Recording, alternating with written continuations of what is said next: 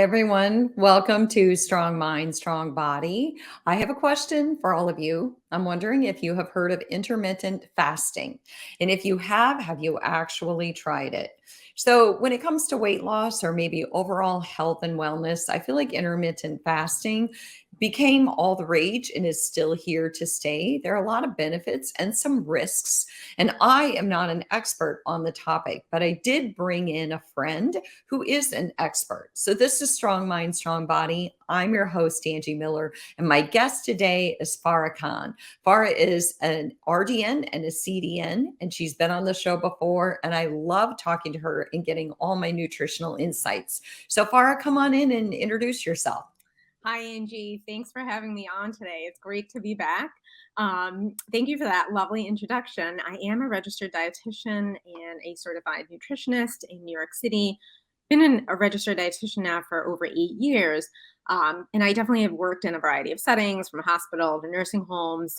What I do now is teach nutrition at the college level, and then also work with a lot of clients one-on-one to help them meet their goals, whatever they may be related to nutrition. So certainly intermittent fasting has come up as a topic. In Angie, is there, so what would you like me to start on? Because again, intermittent fasting is so broad. There are a lot of different aspects to it. So Right. Well, let's start with this. First, I just want to say I want to give you a little plug. So, Mhm. after I met Farah, because we both contributed to the women's fitness specialization for NASM, and I contributed a core chapter. Farah did a chapter on nutrition. And afterwards, I started working with Farah as a client and working on nutrition. So, putting a little plug in there for your services, Farah. But what I want to start with is, in the description, for those of you who read the description, you're like, yes, I can't wait for this episode. I said that we're going to talk about it. We're going to talk about the health benefits and risks, also how it impacts digestion and how to practice it. So let's start with this though. I want to know, I did just a small amount of research, enough to be dangerous. And it turns out there's a lot of different types of intermittent fasting. And I had no idea. So could you maybe tell one at a time, maybe the top three types, and let's just kind of dissect them a little bit at a time. Sure. Absolutely right. There are different types of intermittent fasting. Um, I will say the one, way of looking at intermittent fasting is to not look at it as fasting, but as time restricted feeding or time restricted eating. That is actually one of the most popular methods of intermittent fasting, where individuals may eat for an 8 hour or eat within an 8 hour window of time and then fast for 16 hours. Now, some people may do what we call a 24 method, where they might fast for 20 hours and eat in a 4 hour window. But Oh this my is gosh. right. So that's a very limited eating window. And we'll go into, what is it effective for. But the 16-8 tends to be the most popular when people do try it, where they may, eat within an 8 hour window that might be from 12 p.m. to 8 p.m., which a lot of people find easier, or it could be another window, 8 hour window that they specify. So that's one method. Another method is what we call the 5-2 method, where they may eat normally, their regular intake for 5 days of the week. And then for 2 days of the week, they may fast completely. Okay. So not necessarily have anything all day, wait till the following day to eat. So that's called the 5-2 method. A third method, for sort of going with three, is the alternate day fast, where you might eat regularly one day and then fast the next day, and then repeat that over the course of the week. So you're sort of on and off with your eating. Oh my goodness. So I have to think about that for a minute. So because that was something, I'm glad you said it, because at the beginning, what I failed to do is actually say what intermittent fasting is, which basically it just involves eating within a specified period and then not eating on the off hours, which is essentially what you said. But yes, I guess I should have been a little more clear on that. So I love well, I don't love, actually, all of it made me hungry. Yeah, yeah, I do agree that the thought of fasting sometimes is stressful. So, Right, it's that word. So the mhm, one that struck me was the 8 and 16. mhm. So often I have my own little agenda, if you will, that I've done for years, which long before I ever really knew about intermittent fasting, but I would kind of like, quote, cut myself off at 6 or 7. And I like to end my dinner early, but I'm also a big breakfast person. So at 6 or 7, I'd like cut off, because if I don't cut off, I tend to just graze. Mhm. Okay. And so you're saying, though, the most typical, so I might do maybe a 12-hour and a 12-hour is kind of Mhm. how I end up doing it. So I would imagine there are, like you said, lots of different ways of doing it. So then why? Maybe give us a couple of benefits of why we would want to do this. Sure. Yeah, and you sort of nailed it when you said why, because that's always going to be a question that I ask clients to think about, when they say, well, I want to do intermittent fasting or I want to practice another dietary protocol. A big question is always going to be why. What is your why? Do you have a reason for wanting to practice a particular dietary protocol or implement any changes that are tied to your goals? Okay. Now with intermittent fasting, and let's just take the time restricted feeding model where you may be eating for let's say your example, the 12-hour window, or you may be eating for like an 8-hour window and then stopping for and giving yourself a break for 16 hours. A lot of research does support that it does have benefits for improving insulin sensitivity. Hmm. Okay. So from a metabolic point of view, if there's an individual whose blood sugar has tended to have increased over the course of several years, they may be potentially pre-diabetic, their A1C, which is their glycosylated hemoglobin, the measure of how well they've controlled their A1C or their blood sugar over the past 3 months. That's been creeping up. Time restricted feeding or intermittent fasting can help improve that insulin sensitivity and improve your blood sugar control, when practiced over a period of time. So there So is. that's huge. Mhm. That's Yep. huge, because I mean that is an actual health benefit that makes sense. That has nothing to do with weight loss. Correct, correct. And that was that's one of the biggest things in that if you look at the research for weight loss, there's no significant difference in the long term, whether you do intermittent fasting or time restricted feeding or just practice moderate caloric restriction to achieve weight loss. Okay. In the long term, there's no significant difference between the two. With insulin sensitivity, though, time restricted feeding or intermittent fasting does have a benefit. So, from a health perspective, yes, it can absolutely help individuals who are pre-diabetic, improve that insulin sensitivity over a period of time. Okay. So that's, definitely a big benefit from a health perspective.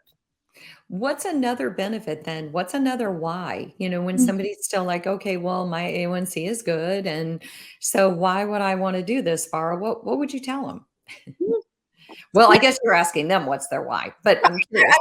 Yeah, no, I would definitely ask what's their why. So, if we take the example of weight loss and, let's say someone wants to practice it because they're trying to lose weight and they feel that this would help them as a tool for helping them implement limits on maybe excessive snacking at night, for example, that's where a lot of people run into issues where they may be watching TV late at night or, after dinner. And then they start eating out of boredom, or it's turned into a habit where they're eating while watching TV, or they're in the habit of getting a snack at 9 o'clock p.m. or something.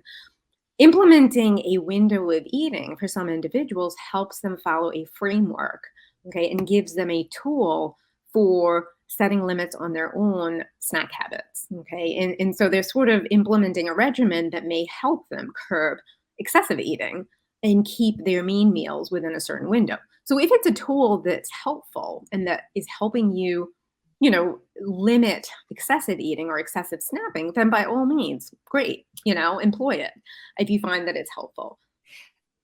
I have a thought about that. Yeah. So I like that one only because I do feel like when you said that to me, you said a window of eating. I Mhm. thought, isn't that the truth? Because when, like, for instance, when the pandemic hit, nobody wants to talk about that anymore. But what did we all have a hard time with? We had a hard time working at home and cutting ourselves off into our everyday life, if you will.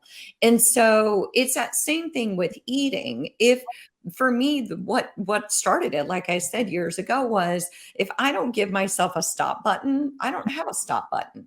And it was then causing me to eat so late that I would affect my sleep, or I would eat sugary foods and then I would have weird dreams.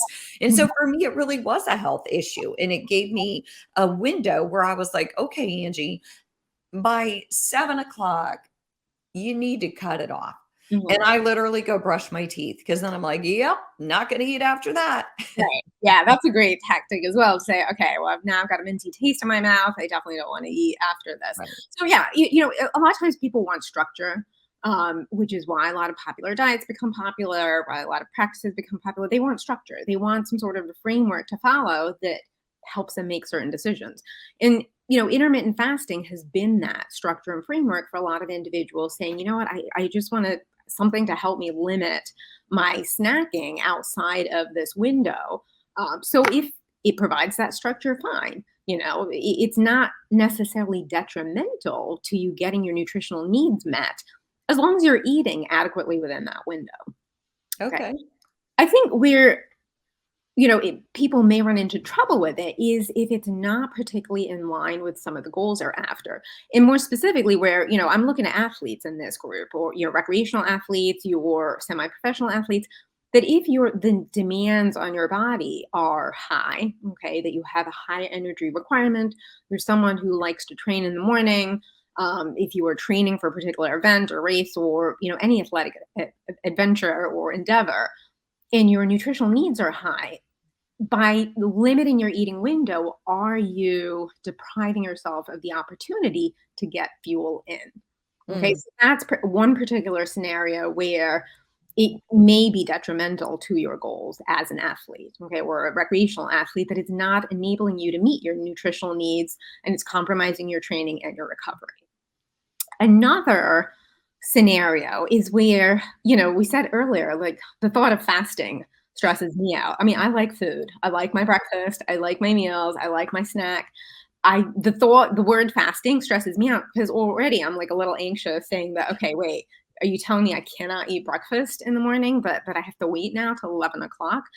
So if it's causing someone to overeat at night or during that window where they may be thinking, all right, well, if I fast in the morning, it means I can eat whatever I want between 12 and 8 p.m. And so, yeah, I'm going to have like the cheeseburger, the milkshake, the fries, and everything. All right, that's not promoting, good nutritional intake and supporting your nutritional needs, because now we're sort of skewing the whole spectrum and saying, just because you're limiting your eating window does not mean you don't need to pay attention to what you are eating. right. Ideally, And mhm. right, and in addition to that, that made me think too was you're right because well, 2 things came to my mind. Like, if you tell me the bathroom's broken, I have to go to the bathroom. So to your point, yes, that there's that idea of what do you mean I can't eat? But also I do think that I could see where that would turn into a mentality of, well, if I'm gonna eat only during a certain window, I don't have to be as cognizant of what I'm eating. And so I think that's a really fair point. And Farah, before we go any further, I want to just reintroduce you. This is Strong Mind, Strong Body, and I'm Angie Miller. I'm talking to Farah Khan, and we're talking about intermittent fasting. So we're talking about those, windows of eating, so to speak, windows where you eat and windows where you don't eat. And we're talking, Farah has already told us about some of the different ways to do that, but now some of the benefits and some of the downfalls. So, by all means, Farah, what would be another downfall, or if you want to go back to a benefit? Yeah, I mean, we definitely do both. So I'll start with downfall. We talked about if you're an athlete and an active individual and your needs are high, then it may compromise, you getting adequate nutrients in. If you're someone who sort of is adversely influenced by being told that you cannot do something, it may increase the likelihood of overeating later on in the day, or eating or selecting, I should say, less healthy options simply because now you're limiting your eating window. For anyone also, and this may again be a certain segment of the population where there are disordered eating habits, where there is a tendency to restrict. So again, it becomes a little bit more slippery and detrimental in those scenarios, in that, okay, are you now limiting food, from a perspective of being restrictive? So if it's If it's, again, not coming from a healthy place, from a particular health goal, from the aspect of improving one's health, I get, to me, it becomes very detrimental and destructive from that Okay. perspective. Well, and that makes total sense. And so, because you do have to think about what is my goal, and that goes back to the why. And Mhm. if there are disordered eating patterns, and like you said, you're already restricting, then yes, being on an even more restrictive time frame, so to speak, could be that makes a ton of sense. So my question for you would be, how does intermittent fasting impact digestion? Are Mhm. there benefits to having better digestive health if I put a span in there where I'm not eating? Great question. And I think digestive health has definitely been a hot topic. It still is Yeah. a hot topic, the gut microbiome. Um, as human beings, I think there's always a benefit to sort of taking a break and allowing our circadian rhythms, that time to kick in and to rest, digest, and restore overnight. And typically it's been that nighttime period where, we're not eating in the middle of the night. We're sort of resting and giving our bodies that break to replenish, restore, and recuperate. So I do think that there is a benefit from like giving yourself that window of time to sort of not continuously being putting food in your body. Yeah. From the perspective of bloating as well, a lot of times people say, "Well, I'm bloated. I feel like really puffy." I'm like, give yourself a break. If you're constantly sort of, and again, diet quality has a lot to do this as well. But if you're constantly putting things in, your body's like got to process stuff and get rid of Mhm. it. Digestion takes time. It's not, you don't put it in your body and all of a sudden it's gone. So allowing your body to process food, work through the system can be very important. So I do think from a evolutionary perspective, from a physiological perspective, just giving your body that break to rest, digest, absorb, okay, process those nutrients does help to promote a healthy gut. Okay, that being said, the quality of food intake is hugely important as well. Right. So if you're sort of practicing intermittent fasting, but then, eating like a lot of junk food, it's still not going to do wonders for your gut. Okay. So Okay. quality food intake is huge. But then on top of that, supporting that with giving your body a break as well. I think Well, and the going back to the rest, digest, and restore, it makes sense that the more opportunity your digestive system has to work through those foods, especially even for like someone like me, I'm very addicted to vegetables. Mhm. Yes, I love sugar, but I'm very addicted to vegetables. And so if I do eat even vegetables too late at night, right, it's a longer night. And so having my body have time to absorb all that and process that actually works to my advantage. Mhm. So Farah, as we're kind of talking about this, I'm thinking this might be a loaded question. So we might need to unpack it a little bit because Mhm. I'm thinking in terms of is there a benefit to one method over another? Mhm. But the reason why I say we might need to unpack it a little bit at a time is to me, that's loaded in that I would imagine the benefits have to do with the goals. Right. Right? So could we like do a little table and like, okay, if this was your goal, then what do you think? A great question, and I think it's a great concept as well to say, like, is one method going to be better for you if your goal is X versus another method for if your goal is Y? I think it does boil down to really starting with the individual's goals and their individual preferences for what if even if they want to try something like intermittent fasting or time restricted feeding. Let's say that an individual who's pre-diabetic or has elevated A1C or blood sugar levels says, "You know what? I really want to try this." All right, now we may take a look at, well, what's going to be realistic and feasible for you to do, and what is your preference? Because at the end of the day, most people can do anything one off. You could do anything for one time or twice, but your preference and something that's going to be realistic and sustainable for you is going to make a big difference as to whether you continue to practice that behavior or not. So I think that's a big question to ask as well. Well, is this sustainable? And is it something that goes along with how I like to eat anyway? Okay.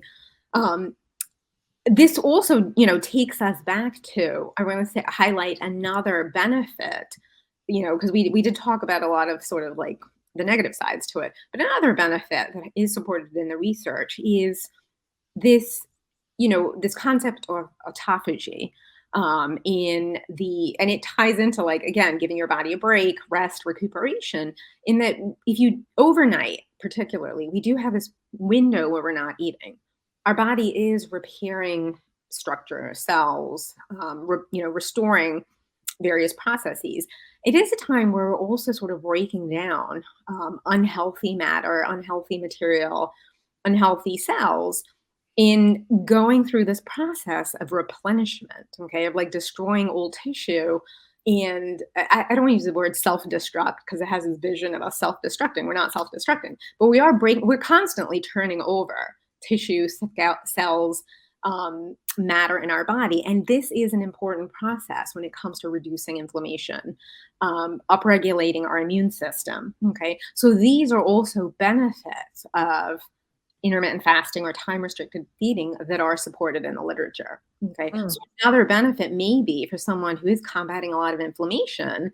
Okay. This may be a method that could potentially help, along with a healthy diet, adequate nutrient intake, is to say, all right, by implementing some sort of an intermittent fasting protocol, can I combat some inflammation in my body that helps, increase my quality of life, or, my health overall, simply by giving myself that limited window of eating in Mm. which my body can, and prolonged period of fasting where my body can break down, older tissues, inflammatory processes, and restore, optimal health.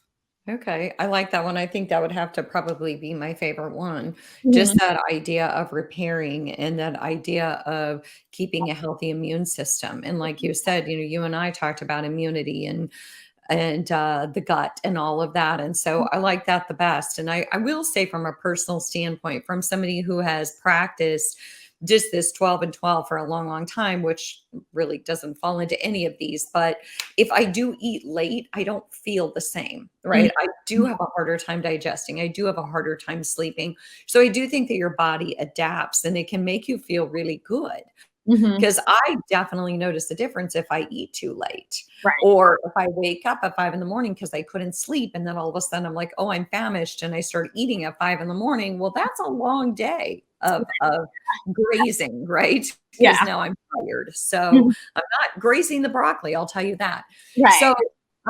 So, Farah, before we kinda close up, is there anything else that you wanna say about this time restricted feeding, or time restricted eating?